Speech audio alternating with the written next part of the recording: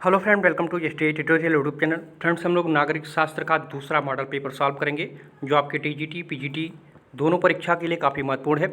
और इसके पहले का मॉडल पेपर जो है आप लोग प्लेलिस्ट में देख सकते हैं, जो आपके एग्जाम के दृष्टि से तैयार किया गया है। तो वीडियो को अंत तक जरूर देखिएगा। अगर वीडियो अच्छा लगे तो चैनल को सब्सक्राइब कर लीजिएगा, लाइक कीजिएगा, दोस्तों में शेयर भी कर दीजिएगा, बेल आइकन पर प्रेस कर लीजिएगा ताकि आने वाली वीडियो का नोटिफिकेशन सबसे पहले मिल सके। तो चलिए क्वेश्चन को सॉल्व करते हैं। चौथा नंबर क्वेश्चन जो है ये कल मॉडल पेपर जो हम लोग पहला पढ़े थे उसमें जो चौथा क्वेश्चन था वो गलत हो गया था। The human nature of politics पुस्तक निम्नलिखित में से किस लेखक की है? तो हमने उत्तर में आपको बता दिया था JDB मिलर को, लेकिन ये आपका गलत हो जाएगा। ठीक है, इसका सही उत्तर हो जाएगा ग्राहम वालास का। ठीक है, बी ऑप्शन इसमें आपका करेक्ट हो जाएगा। ठीक है, तो सभी लोग संशोधन कर लीजिएगा। और ग्राहम वालास का दो पुस्तकें और हैं जो बहुत ही महत्वपूर्ण है। द आर्ट ऑफ थॉट, ये भी उन्हीं की पुस्तक है। और एक और पुस्तक है द ग्रेट सोसाइटी। ठीक है, द ग्रेट सोसाइटी, ये भी पुस्तक ग्राहम वालास का है। ठीक है, तो दोनों पुस्तकों को याद रखिएगा। और the human nature of politics, ये भी पुस्तक ग्राहम वालास का है। ठीक है, तो यहाँ पे भी ऑप्शन आपको करेक्ट करना है। यहाँ पे सर्वेज चौहान जी ने इस क्वेश्चन को बताया था कि ये गलत है, ग्राहम वालास होगा। बहुत बहुत धन्यवाद आपको। और भी लोग हैं जिसमें आप लोग देख सकते हैं, विमल कुमार जी हैं। ठीक है, ये भी बताए थे, तो आपको भी बहुत बहुत धन्यवाद। और रविंद्र त्रिपाठी जी हैं। ठीक है, तो सभी लोग को धन्यवाद। आप लोग जो है करेक्शन कर लीजिएगा क्वेश्चन नंबर 4 में, मॉडल पेपर फर्स्ट में।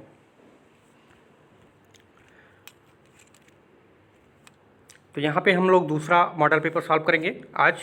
ठीक है, दूसरा मॉडल पेपर सॉल्व करेंगे। जो पहला क्वेश्चन है आपका, इसमें जर्मन आदर्शवाद और अंग्रेजी उदारवाद का संश्लेषण जिस विचारक ने किया था वह है, तो वह कौन सा विचारक है?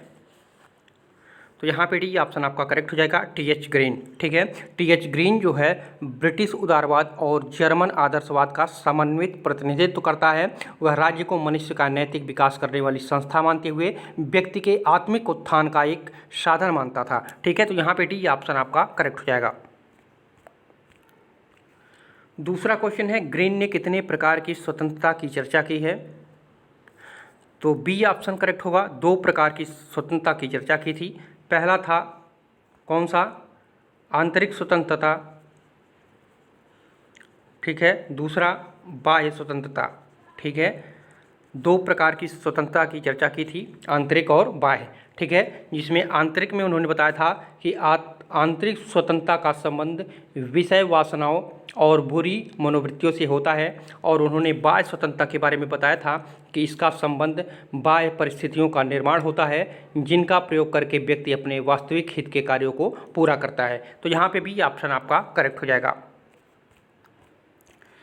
अगला क्वेश्चन है, कल्याणकारी राज्य का उद्देश्य ऐसी व्यवस्था करना है जिसमें राज्य की छत्रछाया में सर्वसाधारण अभाव व असुरक्षा से पीड़ित न हो, उनके स्वास्थ्य की रक्षा हो और उनकी कुशलता बनी रहे। यह किसका कथन है? तो ये कथन है मैकाइवर का। बी ऑप्शन आपका करेक्ट हो जाएगा। मैकाइवर ने अपनी पुस्तक, उनकी एक पुस्तक थी democracy and ecology challenge, democracy and ecology economic challenge थी। और उसमें उन्होंने कहा था कि कल्याणकारी राज्य का उद्देश्य ऐसी व्यवस्था करना है जिसमें राज्य की छत्रछाया में सर्वसाधारण अभाव व असुरक्षा से पीड़ित न हो, उनके स्वास्थ्य की रक्षा हो और उनकी कुशलता बनी रहे। तो बी ऑप्शन आपका इसमें करेक्ट हो जाएगा। अगला क्वेश्चन है, दबाव समूहों का मुख्य उद्देश्य होता है। तो दबाव समूह का मुख्य उद्देश्य क्या होता है?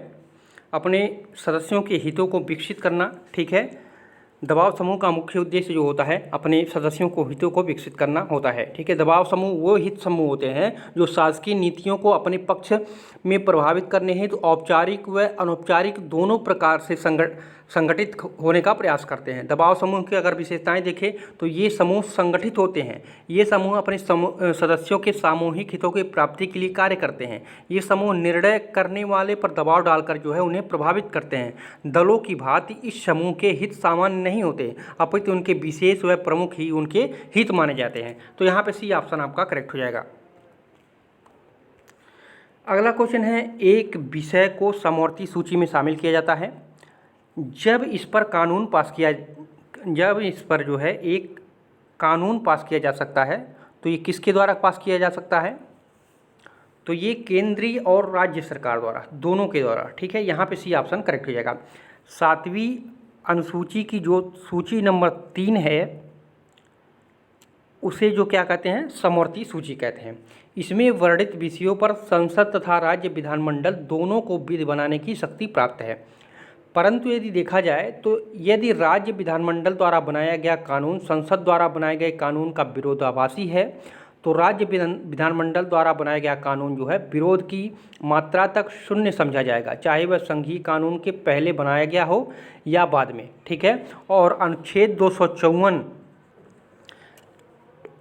ठीक है, इसमें ये वर्णन मिलता है।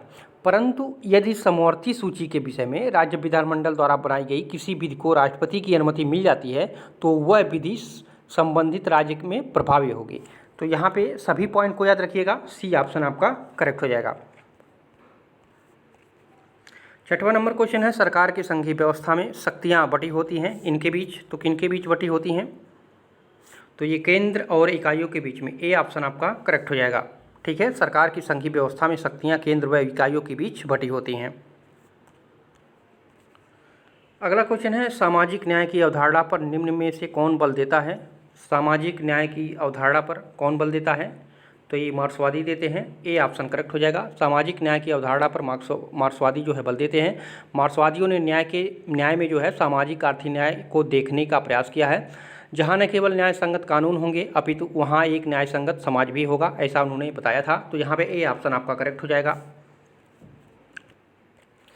अगला क्वेश्चन है, भारतीय संविधान का कौन सा अनुच्छेद अल्पसंख्यकों को अपनी मनपसंद शिक्षण संस्थाओं को स्थापित एवं संचालित करने का अधिकार को संरक्षण प्रदान करता है? तो करेक्ट आंसर हो जाएगा आपका ऑप्शन नंबर डी, अनुच्छेद 30, ठीक है। अनुच्छेद 30 का सब आर्टिकल 1 भी है, ठीक है, यहाँ पे देख लीजिएगा। तो यहाँ पे डी ऑप्शन करेक्ट हो जाएगा। अनुच्छेद 30 का 1 में यह प्रावधान किया गया है कि भाषा या धर्म पर आधारित सभी अल्पसंख्यक वर्गों को अपनी रुचि की शिक्षा संस्थाओं की स्थापना और उसके प्रशासन को उसी शिक्षण संस्थान के प्रशासन का अधिकार होगा जिसकी स्थापना उनके द्वारा की गई हो, ठीक है। और अनुच्छेद 19 क्या बताता है? अनुच्छेद 19 है वाक स्वतंत्रता आदि विषयक कुछ अधिकारों का संरक्षण देता है, ठीक है। 29 क्या है? 29 है अल्पसंख्यक वर्गों के हितों का संरक्षण, ठीक है। अल्पसंख्यक वर्गों का हितों का संरक्षण 29 में है। और 30 के 1 में जो है उनके मनपसंद शिक्षण संस्थाओं से है। और 26 में क्या है? तो धार्मिक कार्यों के प्रबंधन की स्वतंत्रता 26 में दिया गया है, ठीक है। धार्मिक कार्यों के प्रबंधन की स्वतंत्रता अनुच्छेद 26 में है, ठीक है। तो ये चारों को याद रखिएगा, बहुत ही महत्वपूर्ण है। यहाँ पे आपका प्रश्न के अनुसार डी ऑप्शन करेक्ट हो जाएगा। अगला क्वेश्चन है, कौटिल्य ने राज्य के कितने अंग बताए हैं? तो 7 अंग बताए हैं। कौन कौन से? स्वामी, अमात्य, जनपद, दुर्ग, कोष, दंड, मित्र, ठीक है। डी सी ऑप्शन करेक्ट हो जाएगा। 10वां नंबर क्वेश्चन है, जस्टिस शब्द जस से निकला है। जस का संबंध निम्न में से किस भाषा से है? तो ये लैटिन भाषा से है, सी ऑप्शन करेक्ट हो जाएगा। अंग्रेजी भाषा के जस्टिस शब्द की उत्पत्ति जो है लैटिन भाषा के जस शब्द से हुई है। लैटिन भाषा में जस शब्द का अर्थ होता है बंधन या बांधना, ठीक है। बंधन या बोले तो बांधना, यहाँ पे सी ऑप्शन करेक्ट हो जाएगा। अगला क्वेश्चन है, यहाँ पे 2 सूची दिया गया है, एक तरफ आंदोलन है एक तरफ व्यक्ति है, इसको मिलान करना है। तो चिपको आंदोलन किससे संबंधित था?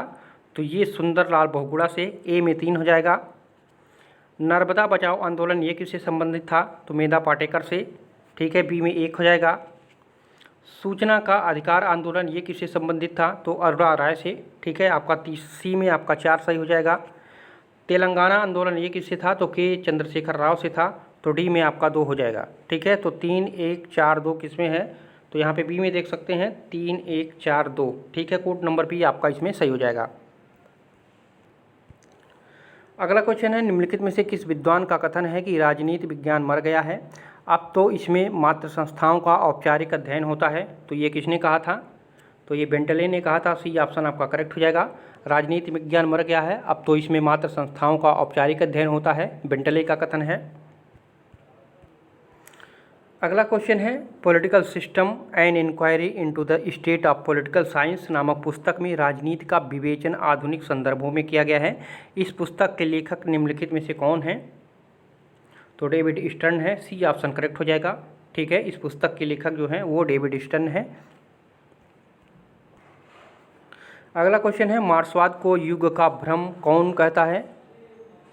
तो ये कहता है Karl Popper, D option correct हो जाएगा। कार्ल पॉपर ने मार्क्सवाद को युग का भ्रम कहा है।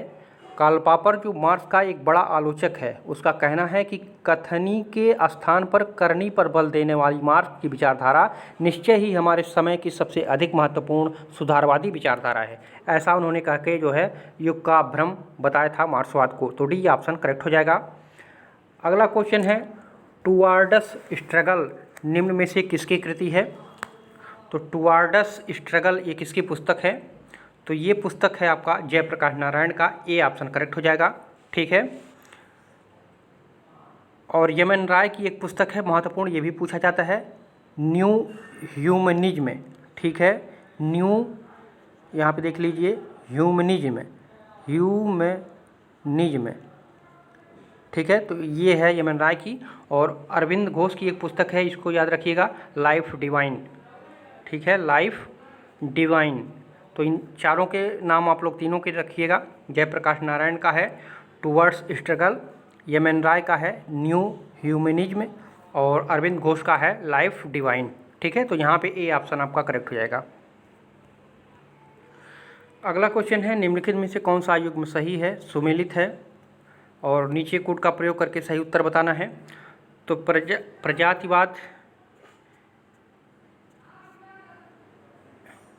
प्रजातिवाद का संबंध फाशीवाद से है, तो ये बिल्कुल सही है। कम्यून का संबंध कल्पनावादी समाजवाद से है, ये भी सही है। आर्थिक संसद फेबियनवाद से संबंधित है, तो ये भी सही है। यानी आपका पहला, दूसरा, तीसरा तीनों जो है सही सुमेलित हैं। ठीक है, तो यहाँ पे ए ऑप्शन आपका सही हो जाएगा। अगला क्वेश्चन है राज्य की कार्यपालिका शक्ति निहित है। तो राज्य की कार्यपालिका शक्ति किस में निहित है? तो ये राज्यपाल में। ठीक है, बी ऑप्शन करेक्ट हो जाएगा। राज्य की कार्यपालिका शक्ति राज्यपाल में निहित होती है। संविधान द्वारा राज्यों में भी संसदात्मक व्यवस्था की स्थापना की गई है, और इसे संसदात्मक व्यवस्था में राज्यपाल राज्य की कार्यपालिका का वैधानिक प्रधान होता है, जबकि जो मंत्रिपरिषद होता है राज्य की कार्यपालिका की वास्तविक प्रधान होती है। ठीक है, तो यहाँ पर बी ऑप्शन करेक्ट हो जाएगा। अगला क्वेश्चन है भारत को संविधान में राज्यों का संघ कहा गया है। ठीक है, भारत को संविधान में जो है राज्यों का संघ कहा गया है। संविधान का अनुच्छेद जो 1 है भारत को राज्यों का संघ बताता है, और संघ के लिए फेडरेशन शब्द का प्रयोग न करके जो है यूनियन शब्द का प्रयोग किया गया है। ठीक है, तो यहाँ पे सी ऑप्शन आपका करेक्ट हो जाएगा। अगला क्वेश्चन है भारत में किसी राज्य की विधानसभा के सदस्यों की अधिकतम संख्या कितनी हो सकती है? तो अधिकतम 500 हो सकती है, सी ऑप्शन करेक्ट हो जाएगा। भारत में किसी राज्य की विधानसभा के सदस्यों की अधिकतम संख्या जो है 500 हो सकती है। अनुच्छेद 170 के अनुसार जो है प्रत्येक राज्य की विधानसभा उस राज्य के प्रादेशिक निर्वाचन क्षेत्रों से निर्वाचित कम से कम 60 तथा अधिकतम 500, कम से कम 60 अधिकतम 500 प्रतिनिधियों से मिलकर बनेगी। अपवाद में देखा जाए तो गोवा, सिक्किम, मिजोरम, पुदुचेरी ये सभी जो है अपवाद में आ जाते हैं। ठीक है, तो यहाँ पे सी ऑप्शन करेक्ट हो जाएगा। अगला क्वेश्चन है संविधान किस अनुच्छेद के तहत सर्वोच्च न्यायालय को परामर्शदात्री क्षेत्राधिकार प्राप्त है? तो किस अनुच्छेद के तहत? तो 143। ठीक है, 143 जो है 143 के तहत जो है सर्वोच्च न्यायालय को परामर्शदात्री क्षेत्राधिकार प्राप्त है। और अनुच्छेद 131 जो है ये सर्वोच्च न्यायालय को प्रारंभिक क्षेत्राधिकार, ठीक है, यहाँ इसको भी याद रखिएगा, ये प्रारंभिक क्षेत्राधिकार। और अनुच्छेद 143 परामर्शदात्री क्षेत्राधिकार, और 133 सर्वोच्च न्यायालय के पास दीवानी क्षेत्राधिकार 133 के अंतर्गत है। ठीक है, और 134 के अंतर्गत सर्वोच्च न्यायालय के पास फौजदारी क्षेत्राधिकार। ठीक है, ये फौजदारी क्षेत्राधिकार, तो चारों बहुत महत्वपूर्ण है। 31 जो है प्रारंभिक क्षेत्राधिकार, 133 जो है दीवानी क्षेत्राधिकार, 134 जो है फौजदारी क्षेत्राधिकार, 143 जो है ये परामर्शदात्री क्षेत्राधिकार। तो चारों महत्वपूर्ण है, याद रखिएगा। यहाँ पे डी ऑप्शन करेक्ट हो जाएगा। अगला क्वेश्चन है संविधान के किस अनुच्छेद द्वारा संसद की संयुक्त बैठक का प्रावधान किया गया है? तो ये है अनुच्छेद 108 के तहत ए ऑप्शन करेक्ट हो जाएगा। संविधान के अनुच्छेद 108 में जो है संयुक्त बैठक का प्रावधान किया गया है। संयुक्त बैठक साधारण विधेयक या वित्त विधेयक के मामलों में राष्ट्रपति द्वारा आहूत किया जाता है। धन विधेयक या संविधान संशोधन विधेयक के मामले में संयुक्त बैठक का प्रावधान नहीं है। ठीक है, यदि धन विधेयक या संविधान संशोधन विधेयक है तो इसमें संयुक्त बैठक का प्रावधान नहीं किया गया है। सिर्फ साधारण विधेयक और वित्त विधेयक के मामले में जो है क्या संयुक्त बैठक का प्रावधान किया गया है। ठीक है, और संयुक्त बैठक की कार्रवाइयों का संचालन तथा उसकी अध्यक्षता कौन करता है? तो ये लोकसभा अध्यक्ष करता है। ठीक है, तो यहाँ पे आप लोग याद रखिएगा। और अनुच्छेद 110 क्या है? तो इसमें धन विधेयक के बारे में बताया गया है। अनुच्छेद 112 क्या है? तो इसमें वित्त विधेयक के बारे में बताया गया है। 117 जो है वित्त विधेयक के बारे में बताया गया है। 112 क्या है? तो ये 112 जो है बजट के बारे में बताया गया है, वित्तीय वार्षिक विवरण के बारे में बताया गया है। ठीक है, तो चारों पॉइंट को याद रखिएगा। यहाँ पे ए ऑप्शन आपका करेक्ट हो जाएगा। अगला क्वेश्चन है भारत सरकार के मुख्य विधि परामर्शदाता है। तो भारत सरकार के मुख्य विधि परामर्शदाता कौन होता है? तो attorney general of India, D option correct हो जाएगा। इसको भारत का महान्यायवादी भी कहा जाता है। ठीक है, और भारत सरकार का प्रथम विधि अधिकारी भी वही कहा जाता है। वह भारत सरकार के विधि सलाहकार के रूप में जो है कार्य करता है। तो डी ऑप्शन आपका करेक्ट हो जाएगा। अगला क्वेश्चन है निम्नलिखित में से कौन अखिल भारतीय सेवाएं हैं? अखिल भारतीय सेवाएं कौन कौन से हैं? तो भारतीय प्रशासनिक सेवा जिसे IAS कहते हैं, और भारतीय वन सेवा जिसे IPS कहते हैं। ठीक है, वन नहीं है ये, अच्छा ये IFS कहते हैं। ठीक है, सॉरी। और भारतीय पुलिस सेवा जिसको IPS कहते हैं। ठीक है, तो ये तीनों जो है क्या हैं? अखिल भारतीय सेवाएं हैं। ठीक है, तो यहाँ पे पहला दूसरा तीसरा आपका ये है। ठीक है, और यहाँ पे पूछा है कौन कौन से हैं। हाँ, तो नीचे दिए गए पहला दूसरा तीसरा ये जो है भारतीय अखिल भारतीय सेवाएं माने जाते हैं। भारतीय प्रशासनिक सेवा, भारतीय वन सेवा, भारतीय पुलिस सेवा। ठीक है, तो यहाँ पे तीनों ऑप्शन तीनों सही हो जाएगा, यानी बी नंबर आपका सही हो जाएगा। अगला क्वेश्चन है उग्र मानवतावादी चरण के दौरान एम.एन. राय ने किसकी वकालत की थी? तो ये दलविहीन व्यवस्था की वकालत किया था। ठीक है, उग्र मानवतावादी चरण के दौरान जो है एम.एन. राय ने दलविहीन व्यवस्था की वकालत की थी। एम.एन. राय ने सच्चे लोकतंत्र की स्थापना के लिए राजनीतिक दलों की कार्यपद्धति को ठुकरा दिया था। उन्होंने नैतिक पतन का मूल कारण दल प्रणाली को बतलाया था और दल प्रणाली को समाप्त करने का उन्होंने पुरजोर वकालत किया था। तो यहाँ पे सी ऑप्शन करेक्ट हो जाएगा। अगला क्वेश्चन है 25 नंबर प्रथम गुटनिरपेक्ष शिखर सम्मेलन कहाँ आयोजित हुआ था? तो ये हुआ था बेलग्रेड में, सी ऑप्शन करेक्ट हो जाएगा। पहला गुटनिरपेक्ष शिखर सम्मेलन 1961 में बेलग्रेड में आयोजित हुआ था। मिस्र में दूसरा हुआ था। ठीक है, मिस्र में दूसरा हुआ था।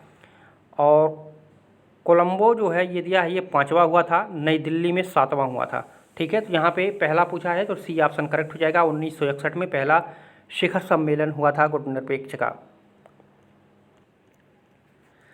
अगला क्वेश्चन है कि संविधान संशोधन द्वारा सिक्किम को संयुक्त राज्य के रूप में भारत में शामिल किया गया। तो ये था 35वां संविधान संशोधन। ठीक है, 35वें संविधान संशोधन अधिनियम 1974 द्वारा सिक्किम को संयुक्त राज्य के रूप में जो है भारत में शामिल किया गया। जबकि जो 36वां संविधान संशोधन था, ठीक है, 36वां संविधान संशोधन द्वारा जो है सिक्किम को भारत में पूर्ण राज्य के रूप में शामिल किया गया। इन दोनों को याद रखिएगा। संयुक्त राज्य के रूप में 35वां संविधान संशोधन में हुआ था 1974 में, और जब 36वां संविधान संशोधन हुआ तो उसमें सिक्किम को भारत में पूर्ण राज्य के रूप में जो है शामिल किया गया था। ठीक है, तो दोनों पॉइंट को याद रखिएगा यहाँ पे।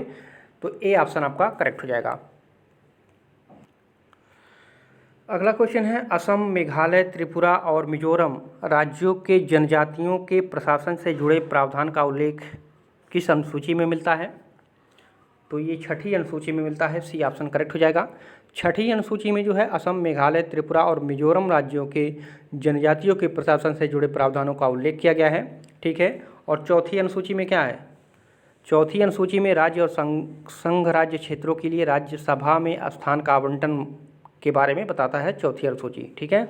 अब पाँचवीं अनुसूची में क्या है, तो पाँचवीं अनुसूची में अनुसूचित क्षेत्रों और अनुसूचित जनजातियों के प्रशासन से बारे में है, ठीक है। अनुसूचित क्षेत्रों और अनुसूचित जनजातियों के क्षेत्रों के बारे में बताया गया है कि पाँचवीं में, और छठवीं में उसके प्रशासन के बारे में बताया गया है। तो दोनों को याद रखिएगा। तो यहाँ पे सी ऑप्शन करेक्ट हो जाएगा। अगला क्वेश्चन है, अतिकल्पना के आविष्कार के रूप में प्राकृतिक अधिकारों को किसने दोषी पाया? तो ये बेंथम ने पाया था, बी ऑप्शन करेक्ट हो जाएगा। बेंथम ने अतिकल्पना के आविष्कार के रूप में प्राकृतिक अधिकारों को दोषी पाया। बेंथम ने प्राकृतिक अधिकारों को केवल एक प्रलाप और मूर्खता का नंगा नाच बताया था। प्राकृतिक अधिकारों का खंडन करते हुए बेंथम ने कहा, जिन अधिकारों का निर्माण सामाजिक परिस्थितियों से होती हैं वे ही अधिकार मान्य एवं उचित हैं। तो यहाँ पे भी ऑप्शन आपका करेक्ट हो जाएगा। अगला क्वेश्चन है, निम्न में से किसने यह प्रतिपादित किया कि सारी संपत्ति चोरी है? तो ये कहा था प्रूदो ने, ए ऑप्शन करेक्ट हो जाएगा। प्रूदो ने यह प्रतिपादित किया कि सारी संपत्ति चोरी है, ठीक है। और मार्क्स ने इसको क्या कहा था संपत्ति के बारे में? मार्क्स ने बताया था कि अतिरिक्त मूल्य का सिद्धांत दिया था इसी के संबंध पे, ठीक है। तो यहाँ पे आपका ए ऑप्शन करेक्ट हो जाएगा। अगला क्वेश्चन है, वर्ष 1946 में गठित अंतरिम कैबिनेट की अध्यक्षता किसने की थी? तो ये जवाहरलाल नेहरू ने किया था, ठीक है। 1946 में गठित अंतरिम कैबिनेट की अध्यक्षता जो है पंडित जवाहरलाल नेहरू ने किया था। तो बी ऑप्शन करेक्ट हो जाएगा। अगला क्वेश्चन है, राज्य निर्वाचन आयोग का उल्लेख है तो किसमें है? राज्य निर्वाचन आयोग का उल्लेख जो है वो अनुच्छेद 243 के के में है, ठीक है। 243 के में जो है राज्य निर्वाचन आयोग का उल्लेख किया गया है। और पंचायतों के लिए कराए जाने वाले सभी निर्वाचनों का संचालन जो है और अधीक्षण राज्य निर्वाचन आयोग करेगा। और इसमें एक राज्य निर्वाचक आयुक्त यानी राज्यपाल द्वारा नियुक्त होगा, ऐसा कहा गया है 243 के में, ठीक है। और 243 के बी में क्या है इसको बताइए आप लोग। इसमें पंचायतों का गठन है, ठीक है। पंचायतों का गठन 243 के बी में है। और 243 के सी में क्या है? तो 243 के सी में है पंचायतों की संरचना, ठीक है। और 243 के आई में क्या है? तो राज्य वित्त आयोग, राज्य वित्त आयोग। तो चारों को याद रखिएगा, यहाँ पे ए ऑप्शन करेक्ट हो जाएगा। अगला क्वेश्चन है, निम्न में से किसके लिए राज्य सरकार अथवा कानून व्यर्थ ही नहीं अपितु अनिष्ट है और इन कारणों से इनका कोई औचित्य नहीं है? तो ये है अराजकतावादियों के लिए, ए ऑप्शन करेक्ट हो जाएगा, ठीक है। अराजकतावादियों के लिए जो है राज्य सरकार अथवा कानून व्यर्थ ही नहीं अपितु अनिष्ट भी है और इस कारणों से इनका कोई औचित्य नहीं है, ठीक है। तो यहाँ पे ए ऑप्शन आपका करेक्ट हो जाएगा। अगला क्वेश्चन है, निम्नलिखित में से कौन लोकसभा के सत्र का अवसान करने के लिए प्राधिकृत है? तो ये राष्ट्रपति, ठीक है, सी ऑप्शन करेक्ट हो जाएगा। लोकसभा के सत्र का अवसान करने के लिए जो है राष्ट्रपति प्राधिकृत है। सत्रावसान का अर्थ, या इसको सत्रावसान भी कहते हैं ना, अवसान को। सत्रावसान का अर्थ होता है संसद के किसी सत्र का समाप्त होना, उसी को क्या कहते हैं? सत्रावसान या अवसान भी कहा जाता है, ठीक है। और सत्रावसान सदन के पीठासीन अधिकारी द्वारा नहीं बल्कि राष्ट्रपति द्वारा घोषित किया जाता है, जबकि सदन की स्थापना जो है पीठासीन अधिकारी यानी लोकसभा अध्यक्ष जो होता है उसको पीठासीन अधिकारी भी कहते हैं, ठीक है। तो जबकि सदन की स्थापना जो है पीठासीन अधिकारी द्वारा किया जाता है। और स्थगन का अर्थ है बैठक को अस्थायी तौर पर निलंबित करना। तो यहाँ पे सी ऑप्शन आपका करेक्ट हो जाएगा। अगला क्वेश्चन है, किसने कहा है कि मनुष्य एक स्वार्थी व दुष्ट प्राणी है इसलिए वह सदैव अपने हित के लिए लड़ता रहता है? तो ये कहा था मैकियावेली ने, ए ऑप्शन करेक्ट हो जाएगा, ठीक है। मैकियावेली ने बताया था कि मनुष्य एक स्वार्थी व दुष्ट प्राणी है इसलिए वह सदैव अपने हित के लिए लड़ता रहता है। अगला क्वेश्चन है, राजनीति विज्ञान राज्यविहीन राजनीति का अध्ययन है। राज्यविहीन राजनीति का अध्ययन है, यह कथन किसका है? तो ये कथन है डेविड स्टर्न का, सी ऑप्शन करेक्ट हो जाएगा। डेविड स्टर्न ने कहा था राजनीति विज्ञान राज्यविहीन राजनीति का अध्ययन है, ठीक है। तो इम्पॉर्टेंट कोटेशन है, सी ऑप्शन करेक्ट हो जाएगा। अगला क्वेश्चन है, संप्रभुता वह सर्वोच्च राजनीतिक शक्ति है जिसके कार्य अन्य के अधीन नहीं होते और जिसकी इच्छा का उल्लंघन नहीं किया जा सकता, यह कथन किसका है? तो ये कथन है ग्रेशियस का, ठीक है, सी ऑप्शन करेक्ट हो जाएगा। ग्रेशियस ने बताया था संप्रभुता वह सर्वोच्च राजनीतिक शक्ति है जिसके कार्य अन्य के अधीन नहीं होते और जिसकी इच्छा का उल्लंघन नहीं किया जा सकता, ठीक है, तो यहाँ पे सी ऑप्शन करेक्ट हो जाएगा। अगला क्वेश्चन है द प्रिंस किसकी रचना है? तो आप लोग जानते होंगे मैकियावेली की है, ठीक है, सी ऑप्शन करेक्ट हो जाएगा। अरस्तु की कौन सी पुस्तक है? तो अरस्तु की है द पॉलिटिक्स, ठीक है। कौटिल्य क्या क्या है? अर्थशास्त्र है, ठीक है, तो यहाँ पे सी ऑप्शन करेक्ट हो जाएगा। अगला क्वेश्चन है अभी तक वित्त आपात कितनी बार घोषित किया गया है? तो कभी नहीं हुआ है, ठीक है, अभी तक वित्तीय आपातकाल को कभी नहीं घोषित किया गया है। और वित्तीय आपातकाल की व्यवस्था किस अनुच्छेद में है? तो ये 360 में है, ठीक है, यहाँ पे डी ऑप्शन करेक्ट हो जाएगा। अगला क्वेश्चन है प्रोटेम स्पीकर की नियुक्ति की जाती है, तो किसके द्वारा की जाती है प्रोटेम स्पीकर की नियुक्ति? तो ये राष्ट्रपति के द्वारा किया जाता है, ठीक है। प्रोटेम स्पीकर की नियुक्ति जो है राष्ट्रपति द्वारा की जाती है, जो सामान्यतः लोकसभा का सबसे वरिष्ठतम सदस्य माना जाता है।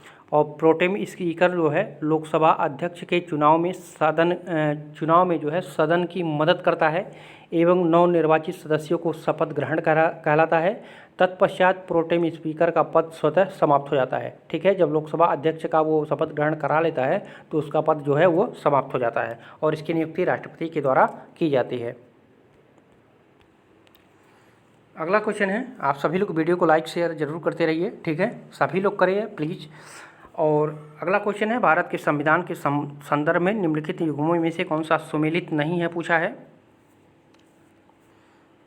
तो शेयर बाजार किस सूची में है? तो राज्य सूची में है, तो यही गलत है, आपका पहला ही सही हो जाएगा। शेयर बाजार जो है ये संघ सूची में है, ठीक है, ये संघ सूची में है। वन जो है समवर्ती सूची में है, तो ये भी सही है। बीमा जो है संघीय सूची में है, ये भी सही है। विवाह एवं तलाक समवर्ती सूची में है, ये भी सही है, ठीक है। शेयर बाजार जो है ये संघ सूची में है, न कि राज्य सूची में, ठीक है, तो यहाँ पे नहीं पूछा है कौन सा सुमेलित नहीं है, तो ये ऑप्शन आपका सही हो जाएगा। अगला क्वेश्चन है व्यक्तिगत स्वतंत्रता की अवधारणा को निम्नलिखित में से किसके साथ जोड़ा जा सकता है? तो ये जोड़ा जा सकता है उदारवाद के साथ, उत्तराधुनिकतावाद के साथ, वैश्वीकरण के साथ, सभी के साथ जोड़ा जा सकता है, ठीक है। व्यक्तिगत स्वतंत्रता की अवधारणा को उदारवाद, उत्तराधुनिकतावाद एवं वैश्वीकरण इन तीनों के साथ जो है जोड़ा जा सकता है, तो डी ऑप्शन आपका करेक्ट हो जाएगा। 42 नंबर क्वेश्चन है आनुपातिक प्रतिनिधित्व का जन्मदाता कौन है? तो ये है थॉमस हेयर, ए ऑप्शन आपका करेक्ट हो जाएगा, ठीक है। थॉमस हेयर आनुपातिक प्रतिनिधित्व का जन्मदाता है। इसे हेयर प्रणाली के नाम से भी जाना जाता है, आनुपातिक प्रतिनिधित्व को, ठीक है, इसको हेयर प्रणाली भी कहा जाता है, तो ए ऑप्शन आपका करेक्ट हो जाएगा। अगला क्वेश्चन है स्वतंत्रता का अर्थ क्या है? तो स्वतंत्रता का अर्थ होता है नागरिकों के सर्वांगीण विकास के लिए, ठीक है, यहाँ पे सी ऑप्शन करेक्ट हो जाएगा। लास्की ने स्वतंत्रता के बारे में एक परिभाषा दिया था कि स्वतंत्रता का अर्थ उस वातावरण को बनाए रखना है जिसमें जो है व्यक्ति को अपने जीवन का सर्वोत्तम विकास करने की सुविधा प्राप्त हो, ठीक है, तो यहाँ पे सी ऑप्शन आपका करेक्ट हो जाएगा। 44 नंबर क्वेश्चन है मुझे रोटी खाने का कोई अधिकार नहीं है क्योंकि मेरे पड़ोसी को बिना रोटियों के गुजारा करना पड़ता है, यह कथन किसका है? तो ये है लास्की का, बी ऑप्शन करेक्ट हो जाएगा, ठीक है। लास्की ने कहा था, इन्होंने आर्थिक समानता के संदर्भ में ये बताया था, ठीक है, आर्थिक समानता के संदर्भ में ये परिभाषा दिया था कि मुझे रोटी खाने का अधिकार नहीं है क्योंकि मेरे पड़ोसी को बिना रोटियों के गुजारा करना पड़ता है, ठीक है, तो ये आर्थिक समानता के संदर्भ में कहा था लास्की ने, तो यहाँ पे बी ऑप्शन करेक्ट हो जाएगा। अगला क्वेश्चन है सकारात्मक स्वतंत्रता का निम्नलिखित में से कौन पक्षधर है? सकारात्मक स्वतंत्रता का पक्षधर कौन था? तो ये था ग्रीन के साथ आप लोग याद रखिएगा लास्की के साथ है याद रखिएगा बारकर के साथ याद रखिएगा रूसो के साथ याद रखिएगा आप लोग हीगल, ठीक है, हीगल के साथ याद रखिएगा मार्क्स, ठीक है, मार्क्स के साथ जो है गांधी जी, ये सभी सकारात्मक स्वतंत्रता का पक्षधर थे, ठीक है, तो यहाँ पे डी ऑप्शन करेक्ट हो जाएगा। अगला क्वेश्चन है नकारात्मक स्वतंत्रता का मुख्य पक्षधर निम्नलिखित में से किसे माना जाता है? तो नकारात्मक स्वतंत्रता के थे बेंथम, ठीक है, बेंथम के साथ आप लोग याद रखिए हॉब्स के बाद लॉक के बाद मॉन्टेस्क्यू, ठीक है। मॉन्टेस्क्यू के बाद आप लोग जान लीजिए स्पेंसर, ठीक है, स्पेंसर। ये सभी जो है नकारात्मक स्वतंत्रता के पक्षधर थे। तो यहाँ पे सी ऑप्शन करेक्ट हो जाएगा। 47 नंबर है, जहाँ कानून नहीं वहाँ स्वतंत्रता नहीं है, कथन किसने दिया था? तो ये जॉन लॉक का है, ठीक है। जहाँ कानून नहीं वहाँ स्वतंत्रता नहीं, ये कथन जॉन लॉक का है, ठीक है। और रूसो ने क्या कहा था? रूसो ने कहा था स्वतंत्रता के बारे में कि रूसो प्राकृतिक स्वतंत्रता के विचार को व्यक्त करते हुए लिखा है, मनुष्य स्वतंत्र उत्पन्न होता है किंतु सर्वत्र वह बंधनों में जकड़ा हुआ है, ठीक है। तो ये भी परिभाषा पूछा जाता है। तो यहाँ पे प्रश्न के अनुसार भी ऑप्शन करेक्ट हो जाएगा। अगला क्वेश्चन है, बहुलवादी सिद्धांत शक्ति को निम्न रूप से देखता है। तो किस रूप से देखता है?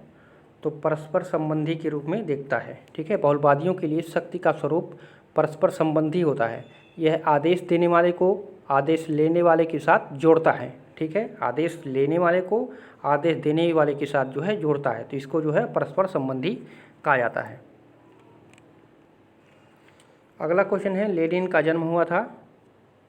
तो लेनिन का जन्म जो है हुआ था 22 अप्रैल 1870 में, ठीक है। सिम्बर्स रूस में हुआ था, ठीक है। रूस में जो एक जगह है सिम्बर्ग्स, ठीक है। 22 अप्रैल 1870 को हुआ था। अगला क्वेश्चन है, रूसो समर्थक था किसका? तो जनसंप्रभुता का। भी ऑप्शन करेक्ट हो जाएगा। रूसो जो है जनसंप्रभुता का समर्थक था। रूसो ने संप्रभुता को सामान्य इच्छा में निहित माना है। रूसो के अनुसार प्रत्येक व्यक्ति संप्रभुता का भागीदार है, अतः संप्रभुता संपूर्ण समाज में निहित है, ठीक है। तो बी ऑप्शन करेक्ट हो जाएगा। अगला क्वेश्चन है, भारत के संविधान में अंतर्राष्ट्रीय शांति एवं सुरक्षा के संवर्धन का उल्लेख कहाँ किया गया है? तो किया गया है राज्य के नीति निर्देशक सिद्धांत में, ठीक है। भारत के संविधान में अंतर्राष्ट्रीय शांति एवं सुरक्षा के संवर्धन का उल्लेख जो है नीति निर्देशक सिद्धांत के अनुच्छेद 51 में किया गया है, ठीक है। यहाँ पे बी ऑप्शन करेक्ट हो जाएगा। अगला क्वेश्चन है, निम्नलिखित कथनों में से कौन सा एक सही है? तो वर्ष 1946 में प्रांतीय सभाओं द्वारा भारत की संविधान सभा चुनी गई थी। तो प्रांतीय सभाओं द्वारा चुनी गई थी, नहीं, गलत है। जवाहरलाल नेहरू, मोहम्मद अली जिन्ना और सरदार वल्लभ भाई पटेल भारत के संविधान सभा के सदस्य थे। तो ये तो सही है। तो एक ही सही होगा, तो बी ऑप्शन आपका इसमें सही है, ठीक है। और इसमें आप लोग देख लीजिए, भारत के संविधान सभा का प्रथम अधिवेशन जनवरी 1947 में हुआ था। ये भी गलत है, ठीक है। संविधान सभा, भारत का संविधान 26 जनवरी 1950 को अंगीकृत किया गया। ये भी आपका गलत हो जाएगा, ठीक है। तो यहाँ पे भी ऑप्शन सही हो जाएगा। संवैधानिक सलाहकार BN राव ने जो है अक्टूबर 1947 ईस्वी में संविधान का प्रथम प्रारूप तैयार किया था। और BN राय द्वारा जो है तैयार संविधान के मूल पाठ पर विचार करने के लिए जो है डॉक्टर भीमराव अंबेडकर की अध्यक्षता में 7 सदस्यीय प्रारूप समिति का गठन किया और 29 अगस्त 1947 को इसका गठन किया गया था, ठीक है। तो यहाँ पे भी ऑप्शन आपका सिर्फ सही हो जा रहा है। यहाँ पे थोड़ा सा संशोधन कर लीजिएगा 52 नंबर क्वेश्चन में। 52 में पूछ रहा है कि निम्नलिखित में से कौन सा एक सही है, पूछा है। तो वर्ष 1946 में प्रांतीय सभाओं द्वारा भारत की संविधान सभा चुनी गई थी। तो पहला ही सही है, क्योंकि कैबिनेट मिशन योजना 1946 के तहत संविधान सभा के सदस्यों का चुनाव जो है अप्रत्यक्ष रूप से प्रांतीय विधानसभा के सदस्यों द्वारा किया गया था। तो पहला ही आपका इसमें सही है, ठीक है। और 9 दिसंबर 1946 को संविधान सभा का प्रथम अधिवेशन हुआ था, जिसमें लीग के सदस्यों ने भाग नहीं लिया था। और संविधान को जो है 26 नवंबर 1949 को अंगीकृत किया गया था। यहाँ पे 1950 दिया गया है, तो ये गलत हो जाएगा। और संविधान सभा के प्रथम अधिवेशन जनवरी 1947 में हुआ था। ये भी आपका गलत हो जाएगा, ठीक है। जवाहरलाल नेहरू, जिन्ना और सरदार वल्लभ भाई पटेल संविधान सभा के सदस्य थे। तो ये भी आपका गलत हो जाएगा, ठीक है। तो यहाँ पे ये तीनों गलत हो जा रहा है, ए सही हो जा रहा है, ठीक है। तो थोड़ा सा संशोधन कर लीजिएगा, कन्फ्यूजन हो गया था, ठीक है। तो अगले क्वेश्चन को देखते हैं। अगला क्वेश्चन है, संविधान का प्रारूप किसने तैयार किया था? तो संविधान का प्रारूप जो तैयार किया गया था तो वो BN राव के द्वारा किया गया था। बी ऑप्शन आपका करेक्ट हो जाएगा। संवैधानिक सलाहकार थे BN राव, और BN राव ने जो है अक्टूबर 1947 में संविधान का प्रथम प्रारूप तैयार किया। और BN राव द्वारा जो है तैयार किया गया संविधान के मूल पाठ पर विचार करने के लिए जो है डॉक्टर भीमराव अंबेडकर की अध्यक्षता में 7 सदस्यीय प्रारूप समिति का गठन जो है 29 अगस्त 1947 को किया गया था। ठीक है, तो सारे पॉइंट को याद रखिएगा, बी ऑप्शन करेक्ट हो जाएगा। अगला क्वेश्चन है, निम्नलिखित में से किस विद्वान ने कहा है कि साम्राज्यवाद पूंजीवाद का अंतिम चरण है? तो ये कहा था लेनिन। ठीक है, ये ऑप्शन करेक्ट हो जाएगा। लेनिन ने कहा था साम्राज्यवाद जो है पूंजीवाद का अंतिम चरण है। लेनिन की एक महत्वपूर्ण पुस्तक थी, ठीक है, imperialism the highest stage of capitalism. ठीक है, इसको याद रखिएगा, इंपीरियलिज्म और the highest stage of capitalism. और इसमें इन्होंने सिद्ध करने का प्रयास किया था कि साम्राज्यवाद पूंजीवाद की उच्चतम अवस्था है, और लेनिन के इस सिद्धांत को जो है साम्राज्यवाद पूंजीवाद के नाम से भी जाना जाता है। ठीक है, तो यहाँ पे ए ऑप्शन करेक्ट हो जाएगा। अगला क्वेश्चन है, द्वितीय सदन की उपस्थिति स्वतंत्रता की गारंटी व कुछ सीमा तक अत्याचार से सुरक्षा भी है। यह कथन किसका है? तो ये कथन था गार्नर का। ठीक है, गार्नर ने कहा था कि द्वितीय सदन की उपस्थिति स्वतंत्रता की गारंटी व कुछ सीमा तक अत्याचार से सुरक्षा भी है। तो ए ऑप्शन आपका करेक्ट हो जाएगा। अगला क्वेश्चन है, निम्नलिखित में से कौन सी पुस्तक प्लेटो द्वारा लिखित नहीं है? तो पॉलिटिक्स किसका था? तो पॉलिटिक्स अरस्तू का था। ठीक है, और रिपब्लिक, स्टेटमेंट, द लॉज, ये प्लेटो की रचना थी। ठीक है, तो यहाँ पे डी ऑप्शन करेक्ट हो जाएगा। अगला क्वेश्चन है, निम्नलिखित में से किस विचारक का मत है कि शासकों को संपत्ति का स्वामी नहीं होना चाहिए? तो ये मत था प्लेटो का, बी ऑप्शन करेक्ट हो जाएगा। प्लेटो का मानना था कि शासकों को संपत्ति का स्वामी नहीं होना चाहिए। व्यक्तिगत संपत्ति का उन्मूलन प्लेटो की साम्यवादी विचारधारा का एक अंग है, और प्लेटो की धारणा है कि व्यक्तिगत संपत्ति व्यक्ति को स्वार्थी, लालची, ईर्ष्यालु, प्रतिद्वंदी और हीन बनाती है, और राज्य की एकता और न्याय को जो है संकट में डालती है। तो यहाँ पे बी ऑप्शन आपका करेक्ट हो जाएगा। ठीक है, और प्लेटो अपने जो है आदर्श राज्य के दार्शनिक शासकों और सैनिकों को जो है व्यक्तिगत संपत्ति से वंचित रखता है। ठीक है, तो ये भी आप याद रखिएगा, बी ऑप्शन करेक्ट हो जाएगा। अगला क्वेश्चन है, भारत के संविधान में संघीय फेडरल शब्द कहाँ से प्राप्त हुआ है? तो भारत के संविधान में जो है संघीय शब्द का प्रयोग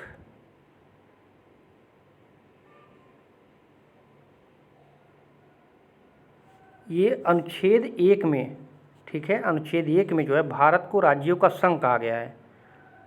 अनुच्छेद 1 में भारत को राज्यों का संघ कहा गया है। उद्देशिका 368 भाग 3 में, ये तीनों में नहीं कहा गया है। ठीक है, तो यहाँ पे डी ऑप्शन सही हो जाएगा, ये कहीं नहीं कहा गया है, ऐसा कहीं नहीं कहा गया है। और अनुच्छेद 1 में क्या कहा गया है कि भारत राज्यों का संघ है। ठीक है, तो यहाँ पे डी ऑप्शन करेक्ट हो जाएगा। अगला क्वेश्चन है, उत्तर व्यवहारवाद का लक्षण नहीं है। तो तकनीकी पर जोर देना उत्तर व्यवहारवाद का लक्षण नहीं माना जाता है। उत्तर व्यवहारवाद का लक्षण तकनीक पर जोर नहीं देता है। वो जोर किस पे देता है? कर्मनिष्ठ विज्ञान पर, प्रविधि से पूर्वसार पर, मूल्यों की महत्वपूर्ण भूमिका पर, बुद्धिजीवियों की भूमिका पर, व्यवसाय का राजनीतिकरण पर, सामाजिक परिवर्तन पर, ये सभी पर उन्होंने बल दिया है, लेकिन तकनीकी पर उन्होंने जोर नहीं दिया है। सी ऑप्शन करेक्ट हो जाएगा। अगला क्वेश्चन है, संविधान के अंतर्राज्यीय परिषद से क्या कार्य निश्चित किए गए हैं? कौन कौन से कार्य निश्चित किए गए हैं, सही चुनना है आपको। तो अंतर्राज्यीय परिषद से जो है राज्यों के मध्य विवादों की जांच करना व परामर्श देना, ये किया गया है, बिल्कुल सही है। 2 या 2 से अधिक राज्यों के समान हित के मामले की जांच करना, ये भी सही है। ठीक है, ये भी आपका सही हो जा रहा है। और किसी भी विषय पर कार्रवाई और नीति में सामंजस्य स्थापित करने की सिफारिश करना, ये भी आपका सही है। ठीक है, और व्यापार व वाणिज्य की स्वतंत्रता से संबंधित व्यवस्थाओं को लागू करना, ये आपका गलत हो जाएगा। ठीक है, यानी पहला, दूसरा, तीसरा संबंध सही है, अंतर्राज्यीय परिषद से संबंधित। ठीक है, तो यहाँ पे ए ऑप्शन आपका करेक्ट हो जाएगा। संविधान के 263 के तहत जो है अंतर्राज्यीय परिषद के गठन के बारे में प्रावधान किया गया है, और अंतर्राज्यीय परिषद के गठन का अधिकार जो है राष्ट्रपति को है, और प्रधानमंत्री जो है इस परिषद का अध्यक्ष होता है। ठीक है, तो सारे पॉइंट को याद रखिएगा, यहाँ पे ए ऑप्शन सही हो जाएगा। अगला क्वेश्चन है, शिक्षा पहले राज्य सूची के अंतर्गत आती थी, इसको किस संशोधन के माध्यम से समवर्ती सूची में लाया गया था? तो ये था 42वां संविधान संशोधन, सी ऑप्शन करेक्ट हो जाएगा। ठीक है, 42वें संविधान संशोधन के द्वारा जो है शिक्षा को राज्य सूची से समवर्ती सूची में रखा गया था। 24वां संविधान संशोधन से क्या संबंधित है? तो 24वां संविधान संशोधन जो है, इस संसद को यह अधिकार होगा कि संविधान के किसी भी उपबंध में जिसमें मौलिक अधिकार भी सम्मिलित हैं संशोधन कर सकता है। ठीक है, 35वां क्या बताता है? 35वां संविधान संशोधन जो हुआ था, इसमें सिक्किम को भारतीय संघ का सहराज्य का दर्जा प्रदान किया गया था। 44वां संविधान संशोधन, 44वां संविधान संशोधन द्वारा जो है संपत्ति के मूल अधिकार को रद्द कर दिया गया था और इसको कानूनी अधिकार बना दिया गया था। ठीक है, तो सबको याद रखिएगा, डी सी ऑप्शन करेक्ट हो जाएगा। अगला क्वेश्चन है, राष्ट्रीय सुरक्षा समिति का प्रधान कौन होता है? राष्ट्रीय सुरक्षा समिति का प्रधान कौन होता है? तो ये प्रधानमंत्री होता है। बी ऑप्शन आपका करेक्ट हो जाएगा। अगला क्वेश्चन है, राजनीतिक न्याय से संबंधित है। राजनीतिक न्याय से संबंधित है तो कौन? तो मतदान में भाग लेने का अधिकार, निर्वाचन में खड़े होने का अधिकार, सार्वजनिक पद पर नियुक्ति का अधिकार, तो ये सभी हो जाएगा।